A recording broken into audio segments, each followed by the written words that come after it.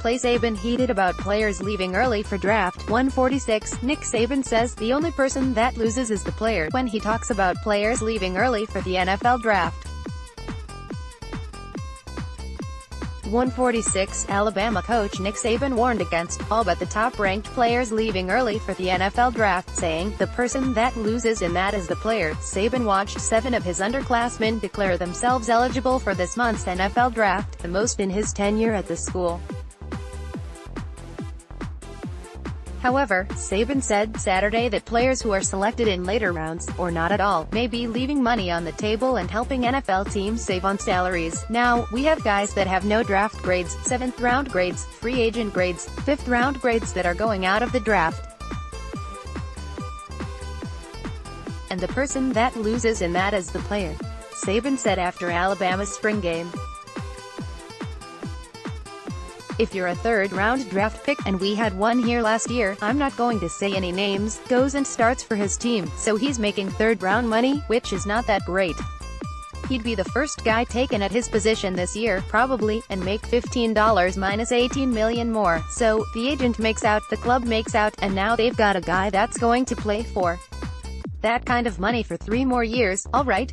And everybody out there saying, well, get to your next contract, well, there's obviously 50% of these guys never getting to a next contract. And that doesn't mean all the rest of them got to one, either. Last year, safety Ronnie Harrison was the only Alabama player selected in the 3rd round. He started 8 games for the Jacksonville Jaguars, making 32 tackles with 1 interception and 1 sack. Harrison was one of 5 Alabama underclassmen to enter the 2018 draft, tying the previous Alabama record, along with safety Minka Fitzpatrick, defensive tackle Darren Payne and wide receiver Calvin Ridley, who were all first-round picks, and running back Bo Scarborough, who was picked in the 7th round. Play Louis Riddick and Mel Kiper Jr. Break down the strength of highly touted RB Josh Jacobs. Watch episodes of Draft Academy exclusively on ESPN. Saban said the increased willingness to turn pro early has affected his recruiting process to include discussion of life after football. So, it's the culture and it's the trend, and I've actually changed how I talk to recruits now, Saban said. I tell every recruit that I talk to the reason that you're going to college is to prepare yourself for the day you can't play football. I think we have a lot of people way back in high school, alright, that look at college as a conduit to get to the NFL. And look, I am 100% NFL. I'm 100% guys having careers, alright?